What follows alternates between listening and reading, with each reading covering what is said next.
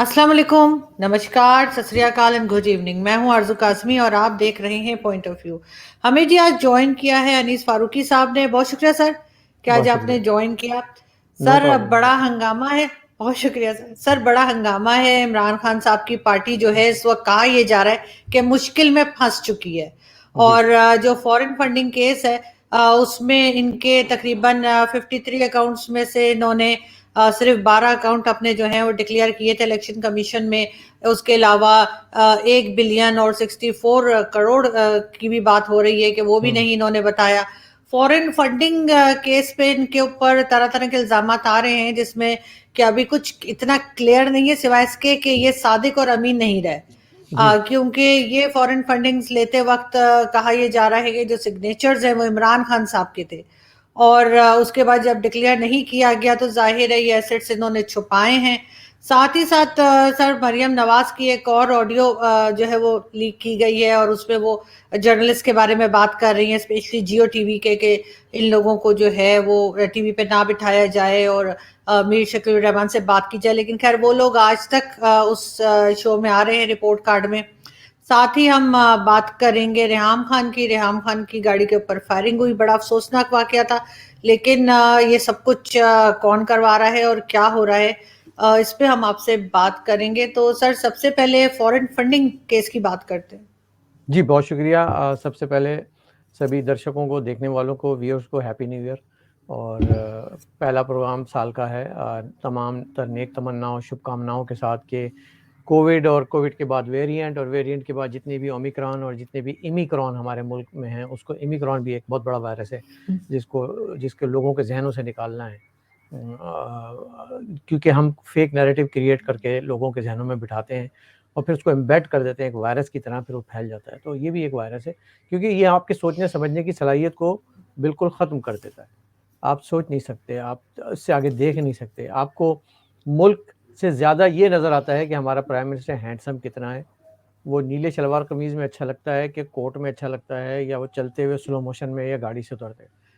लेकिन कौमें इस तरह से तामीर तो नहीं होती ना। कौमें बहुत सारी चीज़ें, मेरे मतलब मैं क्या लोगों को बार-बार वही बात बताऊँ, समझाऊँ। लेकिन अब ये फॉरेन फंडिंग केस जो है, इतना बड़ा एक स्कैंडल है, उसको जिस तरह से उसको पेश किया जा रहा है और जिस तरह से अल्फ़ाज़ लोगों के ज़हनों में बिठाए जा रहे हैं, फवाद चौधरी साहब जैसे लोग कह रहे हैं कि हम सुरख़रू हो गए। यानी कि इंतहाई शर्म का मुकाम है कि एक ऐसे करप्शन के स्कैंडल से, जो कि जिसकी बुनियाद पे आपकी हुकूमत कायम हुई है, उसमें आप अपने चंद 1-2 उसमें से लूप होल्स निकाल के समझ रहे हैं कि आप उससे सुरख़रू हो गए, जबकि सुरख़रू नहीं हुए। ये हमारे लिए एक शर्म का मुकाम है, ये हमारे लिए एक परेशानी की बात है। इसकी आपको वज़ाहत करनी चाहिए थी, या अगर नहीं भी गलती भी हुई थी तो उसको एक्सेप्ट करना चाहिए था और उसको करेक्ट करना चाहिए था। लेकिन उसको ढिठाई से तस्लीम करना, ये हमारे मुल्क का सबसे बड़ा अलमिया है कि हम अपनी इन गलतियों को मानते नहीं हैं और बल्कि उसको डिफेंड करते हैं। तो इस पे जितना भी कहा जाए कम है। आपने खुद देख लिया कि जो अकाउंट्स की तफ़सीलात हैं, जो बैंक अकाउंट्स की बातें हैं, जो अमाउंट्स हैं, जो सिग्नेचर्स हैं, जो जो रकूम मुहैया की गई थी। आप इस मुल्क के साथ मज़ाक करते हैं, लोगों के जज़्बात के साथ, एहसासात के साथ मज़ाक करते हैं, जब उनको चैरिटी के नाम पे, जब उनको ये धोखा देते हैं कि ये कैंसर के नाम पे बनेगा, जो उनको धोखा देते हैं कि ये लोगों के कुएँ खोदेंगे, उनको पानी मिलेगा, उनको स्कूल पे, हम बच्चों की तालीम पे, हम यहाँ रहते हैं नॉर्थ अमेरिका में, यहाँ रमज़ान शुरू होता है, रमज़ान या जितने भी ऐसे महीने आते हैं जब हमारा दिल और नर्म हो जाता है, तो लोग टीवी पे आके, चैनल पे वो चैरिटीज़ आके शुरू हो जाती हैं। कोई अफ्रीका का एक कहत ज़दा बच्चा दिखा देंगे, कोई पाकिस्तान की एक ऐसी बच्ची दिखा देंगे जो स्कूल की तरफ हसरत से देख रही होगी, और हमारा दिल कहेगा चलो मौम हो जाएगा, इनको पैसे दे दें।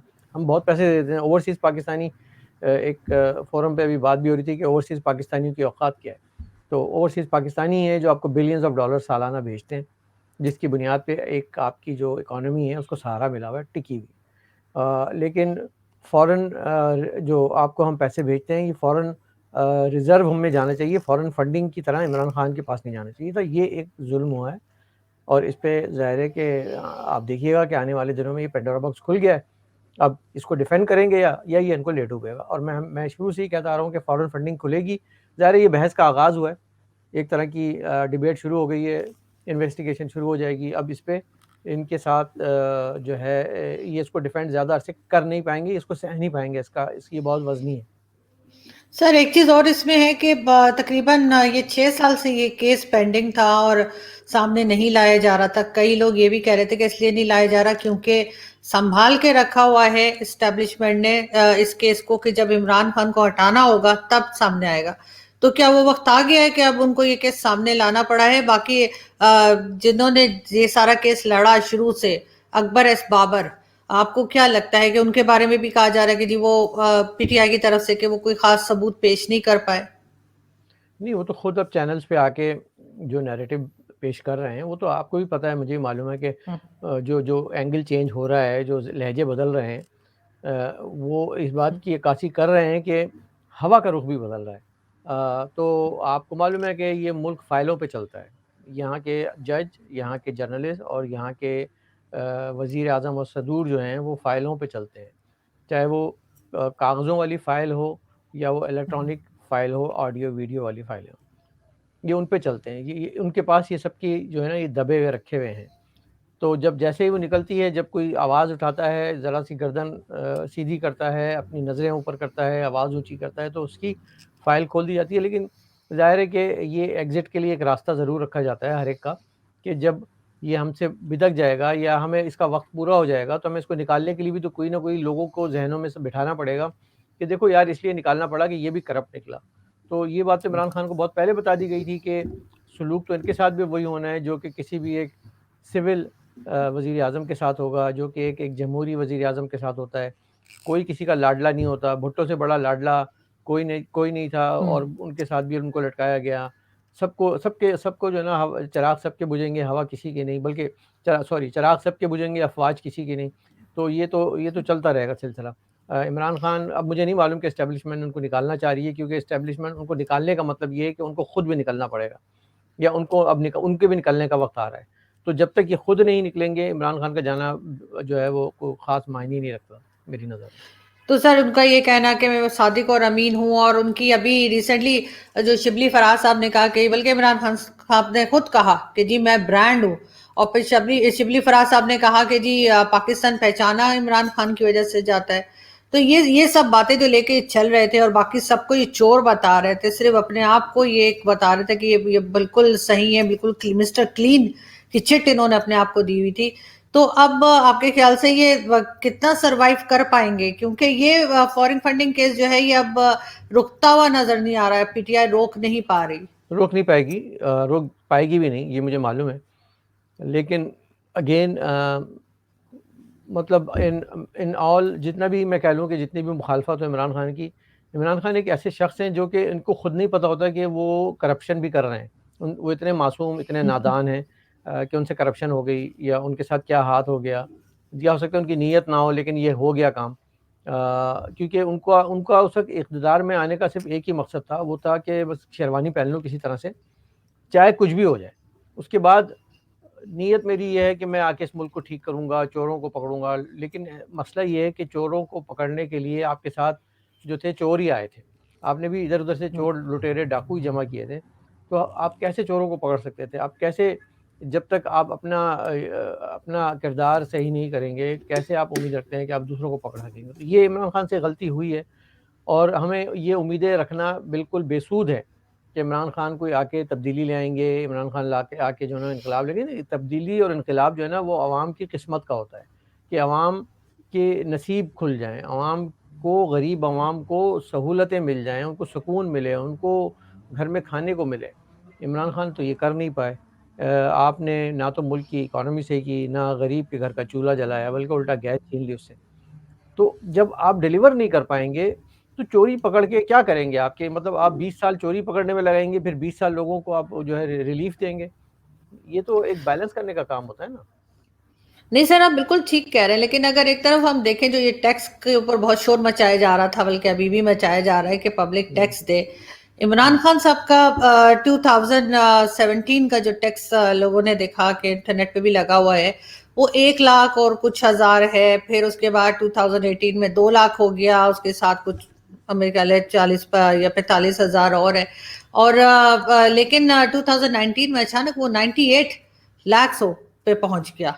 हुँ। उससे भी आगे शायद। तो ये कुछ अजीब सा नहीं लगता आपको कि अचानक 1 लाख 2 लाख और फिर एकदम से 98 लाख कैसे हो गए? तो इनसे लेकिन कोई मैडम पूछेगा कि इनकम कहाँ से आ रही है और ये अचानक इतना कैसे बढ़ गया? जी, बिल्कुल, बिल्कुल, लेकिन ये 98 लाख भी कुछ नहीं है ना। आप देखें कि एक एक आम सा एंकर टीवी का वो भी और दूसरे जो लोग हैं करोड़ों में टैक्स दे रहे हैं पाकिस्तान में, तो ये इमरान खान जिनके पास हज़ारों एकड़ अराज़ी और कई उनके फ्लैट्स और उनकी इनकम, तो उनको तो टैक्स ज़्यादा देना चाहिए था। लेकिन चलें ख़ैर वो गरीब आदमी हैं, वो खाना भी ड्राइवर के घर से खाते हैं, तो उनको उनका टैक्स नहीं बनता होगा इतना पेपरों में नहीं बनता होगा। बात टैक्स की नहीं है, बात टैक्स की नहीं, बात होती है कि आपके किरदार की। आप जब रेवेन्यू आप कहते हैं कि मैं कलेक्ट करूँगा, तो उसमें आपको खुद भी कुछ ना कुछ हिस्सा देना है ना। आप हिस्सा नहीं देंगे तो कैसे काम चलेगा? बिल्कुल ठीक। लेकिन सर साथ ही मरियम नवाज़ जो हैं पीएमएलएन की लीडर जो हैं और नवाज़ शरीफ साहब की बेटी, उनकी एक ऑडियो और आज दिखाई गई, मतलब दिखाई गई कह रही हूँ, बल्कि सुनवाई गई टीवी के ऊपर और सोशल मीडिया पे भी बड़ी वायरल है कि वो दोबारा से कुछ जर्नलिस्ट जो हैं उनके बारे में बात कर रही हैं, किसी को रोकने को और किसी को चलाने को, किसी को पैसे देने को।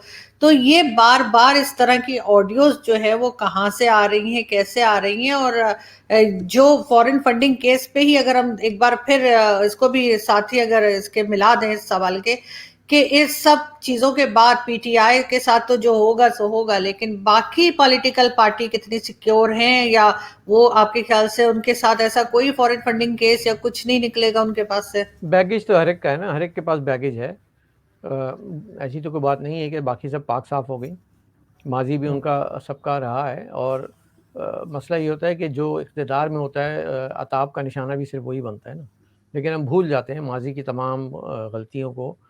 सिर्फ़ फ़र्क ये है इमरान खान की और माज़ी के सियासतदानों की करप्शन में कि उन्होंने मुल्क की इतनी बुरी हालत नहीं की थी, जो बुरी हालत इमरान खान कर गए हैं। वो करप्शन करते थे लेकिन साथ-साथ उन्हें ये होता था कि चूँकि वो इलेक्टेड लोग होते थे, वो लोगों के मुंतखब नुमाइंदे होते थे, वो उनको जवाब भी देना होता था अपने-अपने हलकों में जाके, तो वो कहीं न कहीं छोटी-मोटे तरक्कियाती काम और दूसरी बात ये है कि जो कानून साज़ी है और तीसरी बात ये है कि जो बजट का जीडीपी का जो भी उसकी डेवलपमेंट या जो भी उसकी ग्रोथ है, उसको वो करते थे। इमरान खान ने तमाम तर तवज्जो जो है मरकूज़ रखी चोरी पकड़ने में चोरों के साथ मिलकर, तो वो नाकाम रहे अपनी डिलीवरी करने में इस जगह पे जहाँ पे कि सियासतदान करते आए थे। जहाँ तक बात है कि मरीम नवाज़ की ऑडियो की, तो मैं समझता हूँ एक छोटा इश्यू है। ये पाकिस्तान की हर सियासी जमात के किचन डिस्कशन में होती है ये बात। चहीते जर्नलिस्ट होते हैं और नापसंदीदा जर्नलिस्ट होते हैं, ये हर दौर में होते हैं। लोगों को नवाज़ा जाता है, लोगों को टूर कराए जाते हैं, लोगों को हज और उम्रे करवाए जाते हैं, इसमें कोई ढकी-छुपी बात नहीं है, ये कोई इमरान खान के दौर में नई चीज़ बात नहीं बन गई। तो ये इंटरनल डिस्कशंस होती हैं लेकिन परवेज़ रशीद और मरीम नवाज़ की एक प्राइवेट ऑडियो कैसे लीक होती है, ये आपको भी मालूम है कि ये इनको टेप कौन करता है और टेप करके उनको बवक़्त ज़रूरत जहाँ चाहिए होती है हस्बे ज़ायक़ा उसको इस्तेमाल कैसे किया जाता है, तो वो किया गया। मुझे इस पे तो कोई इख्तिलाफ़ नहीं है जो गुफ्तगू हुई है उन दोनों के दरमियान और जिन-जिन जर्नलिस्ट के बारे में हुई है, उस पे भी मुझे कोई इख्तिलाफ़ नहीं है, मैं उनसे बिल्कुल मुत्तफ़िक़ हूँ। अब इरशाद भट्टी जैसे लोगों को अगर आप टेलीविज़न पे बिठाएँगे, तो सवाल तो उठेगा और फिर लोग बात तो करेंगे और इसमें कोई बात ऐसी नहीं है। जब मज़हर अब्बास साहब के बारे में बात हुई, तो मज़हर अब्बास साहब तो किसी को नहीं छोड़ते हैं, लेकिन उनका ज़ाहिर है कि वो उनके लहजे में जो अदब-आदाब और है, वो उनके वालिदैन की तरबियत और उनके माहौल की अक्कासी करती है, कल्चर की अक्कासी करती है। तो वो अपने अंदाज़ में बात करते हैं। आपने देखा होगा हसन निसार साहब हैं, वो पता नहीं किस थड़े से उठ के आते हैं कि वो वही वही बात करते हैं, वही लहजे में बात करते हैं और आपने उनको दानिश्वर बना के शाल ओढ़ने से कोई दानिश्वर बनता, तो क्या ही बात थी। वो दानिश्वर बन जाते हैं। तो ये हमारे जो फिर आपने देखा क्या कहते हैं वो शरीफ साहब हैं, अरशद शरीफ साहब हैं एयरवाई के।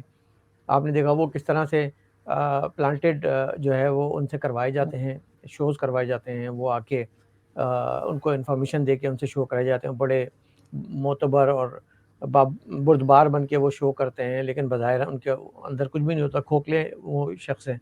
सर तो इमरान ये खान साहब भी ये कहें कि जी, इमरान जी, खान वो गीला तीतर के उनकी जी कोई जी स्टोरी आई थी। बिल्कुल। जी, जी, हाँ। तो ये आप ये देखिए ना कि जो मीडिया एक पिलर होता है अगर जमहूरियत का, तो उस पिलर पे आपने किन जोकरों को बिठाया हुआ है। तो हुँ। अगर मरीम नवाज़ और परवेज़ रशीद ने बात कर ली तो मुझे तो कोई एतराज़ नहीं है इस पे। और भले ऐसी और 4 वीडियो ले आएँ, इससे तो आप अपने ही नैरेटिव को कमज़ोर कर रहे हैं कि हमने अपने किन-किन लोगों को बिठाया हुआ है ना, तो इससे मुझे नहीं लगता कोई सिग्निफिकेंट फ़र्क पड़ेगा। अ, लेकिन मैं सर क्या ले कहूँ?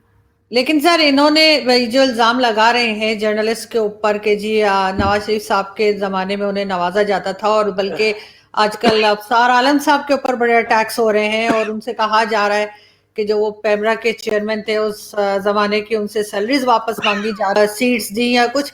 इनके इमरान खान साहब के टाइम पे भी तो आप देख सकते हैं कि जो ट्रोलर्स हैं या जो इनके फेवरेट यूट्यूबर्स हैं वो किस तरीके से, और साथ साथ जो टीवी चैनल्स हमारे यहाँ चल रहे हैं, सेटेलाइट चैनल्स, उस पे जो जैसे कहना चाहिए कि एनालिस्ट बन के बैठते हैं, जो लोग गेस्ट बनते हैं, जो एंकर्स हैं, आजकल तो सब वही है जो पीटीआई का गाना गा रहे हैं।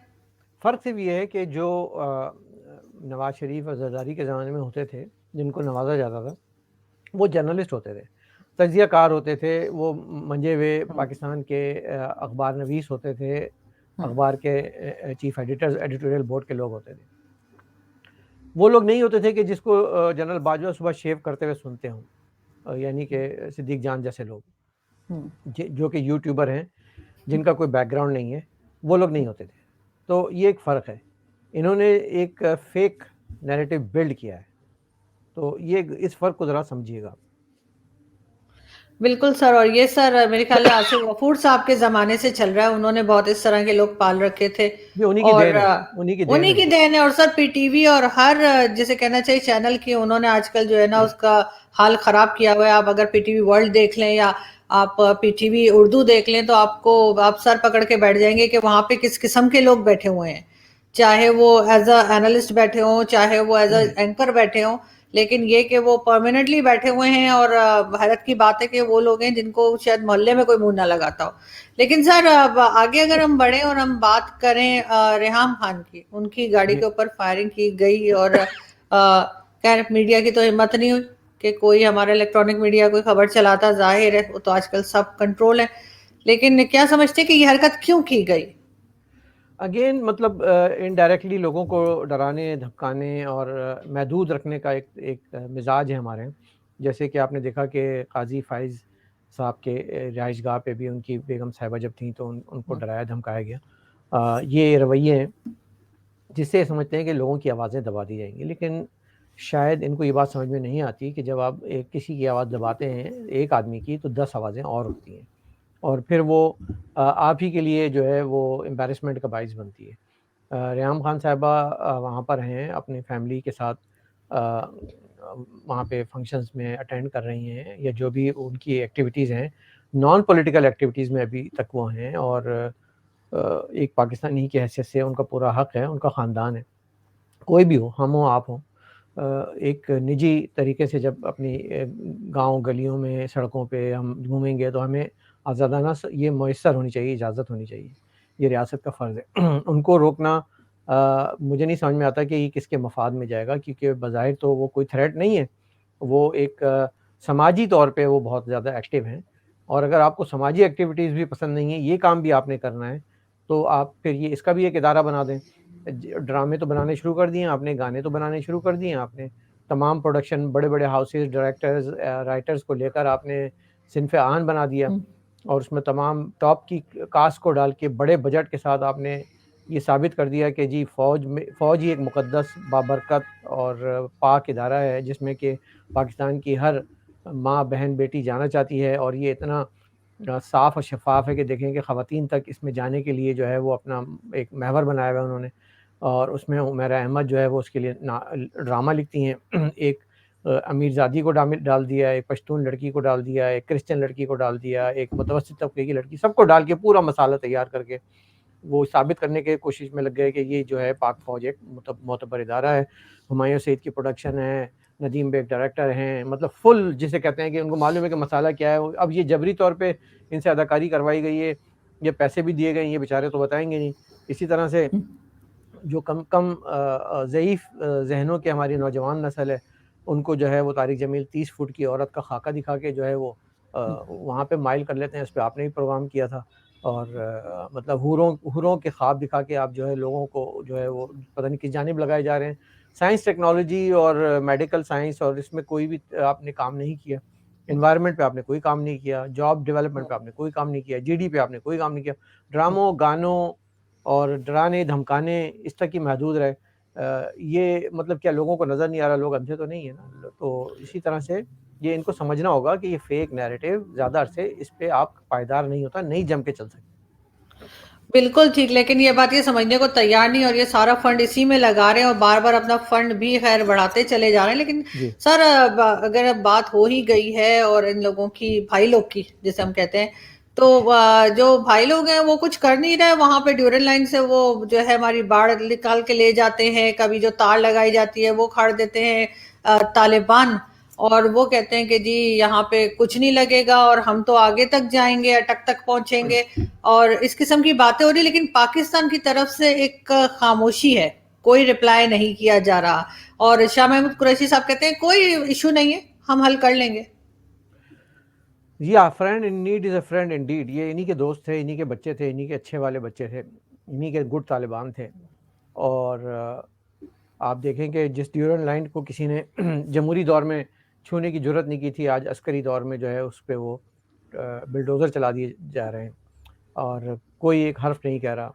जिस जमहूरी दौर में कश्मीर पे कोई आँच नहीं आने दी गई थी, वो उसी जमहूरी दौर में आज कश्मीर जो है वो बड़ी सहूलत से प्लेट में रख के नरेंद्र मोदी साहब को दे दिया गया। और सिर्फ इतना किया गया कि जुम्मे के दिन आधा घंटा बाहर खड़े होके हम जो है वो एहतिजाज करेंगे। यानी कि आपने अपने आप को धूप लगवा दी पूरी कौम को, लेकिन बस इससे ज़्यादा एहतिजाज आप में जुर्रत नहीं थी। दुनिया की नंबर 1 एटमी ताकत के जिसके सालाना बजट जो है वो पाकिस्तान के गरीब के घर की दाल और रोटी नहीं चल रही, वो डिफेंस नहीं कर पाई अपने मुल्क का। तो अब वो तालिबान जिनके पास कुछ भी नहीं है, जो कि एटमी ताकत भी नहीं है, जिनके पास असला भी नहीं है, वो गाड़ियों में सवार होकर आते हैं और आपको भगा देते हैं, आप भाग जाते हैं। तो भागने में पीएचडी किया हुआ है आपने, भागने में नंबर 1 हैं आप। सक़ूत ढाका से लेकर और आज तक अगर हम देखें कारगिल से लेकर, भाग पीछे ही हटने में आपने अपना किरदार अदा करना है, तो फिर किस बात के नंबर 1, किस बात का हम आपको बजट दें, किस बात का हमारा डिफेंस है आपका? टीवी ड्रामे तो है वो दूसरे लोग भी अच्छे बना लेंगे, गाने भी अच्छे बना लेंगे, हमारे पास सिंगर भी हैं, एक्टर भी हैं। We don't need you for that. आपका जो काम है वो आप कर नहीं रहे हैं। जो आपका काम नहीं है वो आप करने जा रहे हैं, तो सवाल तो करेंगे लोग। फॉरेन फंडिंग केस से के बाद ये सवाल खड़ा होगा कि आपने इमरान खान के दौर में क्या किया? कितने आपने ड्रामे बनाए, कितने गाने लिखे, उस पे कितना खर्चा आया और गरीब आवाम के बजट से वो वहाँ पे क्यों लगाया गया? ये सवाल खड़ा होगा। ये एक करप्शन है, ये बहुत बड़ी करप्शन है, ये आपने अखलाकी करप्शन की है। लेकिन सर तालिबान को तो इन्होंने बड़ा सपोर्ट किया था, तालिबान तो इनके भाई लगते थे और ये तो पहुंचे थे उनकी गवर्नमेंट बनाने, फिर मुबारकबाद देने, और अब वो इनकी बात सुनने को तैयार नहीं, बल्कि वो ये कहते हैं कि पाकिस्तान जो है वो हमारे बीच में ना आए, और हम इस ड्यूरल लाइन को भी नहीं मानते, और हम उनको किसी किस्म का यहाँ पे फेंसेस या बाढ़ भी नहीं लगाने देंगे, कुछ तार भी नहीं लगाने देंगे, कुछ नहीं, वो बुलडोजर चला दिया उन्होंने, सब कुछ कर दिया, और ये एकदम शांत, एकदम सुकून से क्यों नजर आ रहे हैं? मुझे तो ये डर नहीं है कि उन्होंने वहाँ से जंगलें और बाढ़ क्यों हटा दी ड्यूरल लाइन से। मुझे तो डर ये है कि किसी दिन आके इस्लामाबाद पिंडी पे बाढ़ ना लगा के चले जाएंगे, बस यहीं तक आपका पाकिस्तान है, बाकी हमारा है। तो ये तालिबान से अगर जिस दिन ये कर लिया तो फिर क्या करेंगे ये लोग? फिर कौन सा ये अपने F-16 उड़ाएंगे, क्योंकि इनके तो रडार भी बंद होते हैं। जिस वक्त उसामा बिन लादेन को उठाया जाता है तो सहूलत से बंद हो जाते हैं। कारगिल से अचानक वापसी हो जाती है। 93,000 आप जो है जंगी कैदी भेज देते हैं हिंदुस्तान। तो ये सारे काम आप कर लेते हैं और जब दुश्मन आता है तो उस वक़्त आप हम कहेंगे कि मलका तरन्नुम नूरजहाँ गाने गा रही होती हैं कि पुत्र हटा दे नहीं बिक दे। तो उस ज़माने में मलका तरन्नुम थी, आज राहत फ़तेह अली ख़ान और आतिफ़ असलम हैं और हुमायूँ सईद हैं, तो ये लोग आपके लिए काम कर रहे हैं। लेकिन ये पिछले पहले भी इन्होंने कोई काम नहीं किया था, अभी भी नहीं करेंगे। तो जो आपका काम है, जिस बात के लिए आपको तरबियत दी जाती है, जो कमीशन लेके आप बनते हैं फ़ौजी, वो काम करें ना। तो हमें फ़ख्र भी हो। आप जनरल लिगार को लेके ड्रामे बना रहे हैं, बस एक खातून आ गई, आपने कहा उसको बना देंगे जनरल लिगार का रिकॉर्ड लगाया हुआ है। ओ भाई, ऐसे दुनिया में कितने जो है वो ख़वातीन के जो है वो इस मौजू मुकाम तक पहुँची होंगी, किसी ने तो ड्रामे नहीं बनाए। आप ये साबित क्या करने चाह रहे हैं? मेरा तो महवर यही है, जो ड्रामे बना के लोगों का जो ये 2 तरह के ड्रामे चल रहे हैं ना, एक तारिक जमील का ड्रामा चल रहा है, एक जनरल बाजवा का ड्रामा चल रहा है। ये ड्रामे बंद होने चाहिए, क्योंकि इमरान खान इन्हीं ड्रामों की बुनियाद पे जो है ना वो एक देवमालाई प्रिंस बने हुए इस मुल्क पे अलादीन की तरह वो कब्ज़ा करके हुकूमत कर रहे हैं। ऐसा नहीं होता है। मुल्क जो है गरीब के पास जाके देखें, उसके पास खाने को नहीं है सब। बिल्कुल। और लोग बहुत परेशान हैं, और कई जगह आप सोशल मीडिया पे भी देख सकते हैं, लोग अपने वीडियोस अपलोड कर रहे हैं कि वो कितने परेशान हैं महंगाई की वजह से। और खान साहब कहते हैं अपने एडवाइजर्स को और मिनिस्टर्स को कि लोगों को बताइए कि महंगाई है ही नहीं। ये मैं अपनी तरफ से नहीं करी, बाकायदा जी, स्टेटमेंट है इमरान खान जी। साहब का वो कि वो सुरखरू हो कहते हैं चुके कि हैं। महंगाई नहीं है। जी, जी, वो सुरखरू हो चुके हैं, वो हर तरफ से सुरखरू हो चुके हैं। उन्होंने लोगों को बिठाया हुआ है, स्पोक्स पर्सन की फ़ौज बिठाई हुई है, जो कि ये हुकूमत को मैनेज कर रही है। लेकिन हुकूमतें ऐसे मैनेज नहीं होती हैं ना, हुकूमतें तो जो अवाम है, 22 करोड़ अवाम, उनको ज़िंदा रहना होता है, उनको साँस लेना होता है, उनको ग़िज़ा चाहिए, उनको खाना चाहिए, सेहत चाहिए, पानी चाहिए, तालीम चाहिए। इनमें से कुछ भी नहीं दे रहे आप। तो फिर लेकिन सर इमरान खान ने, सॉरी आपकी बात काट रही हूँ, लेकिन लास्ट में बस ये कि इमरान खान ने तो ये भी कहा है कि जी सब्जियां बेचने से जो है वो मुल्क तरक्की नहीं करता। तो सर फिर वो कट्टे, बकरियां और वो मुर्गियां, अंडे, वो सब क्या था? बिल्कुल, बिल्कुल। वो वाली सब्जियाँ नहीं, वो चाह रहे थे कि जो अफ़ीम की काश्त हो, कोकेन हो, ये सब हो तो फिर मुल्क चलेगा, शायद उनका इशारा उस तरफ था।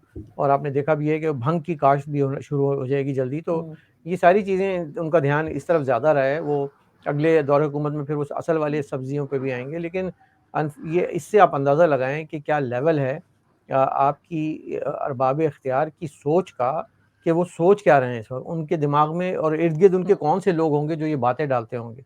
आप सोचिए कि दुनिया का एक मुल्क है, उस मुल्क में एक हुकूमत है, उस हुकूमत में चंद लोग हैं, और फिर उसका आप मुकाबला दुनिया की किसी और हुकूमत से करें कि वहाँ के लीडर्स क्या बातें कर रहे हैं, वहाँ के लोग क्या सोच रहे हैं, क्या उनकी डिस्कशन, डिबेट होती है, और हमारे मुल्क की क्या डिबेट होती है। मतलब we are just a joke, it's a circus. इस सर्कस को ख़त्म होने की ज़रूरत है, और इसके बाद अच्छा वाला कोई हुकूमत आए और उसको संजीदगी से लें। उनको 30-40 साल लगेंगे इसको वापस लाने में, जहाँ इमरान खान इनको रिवर्स गियर में ले गए।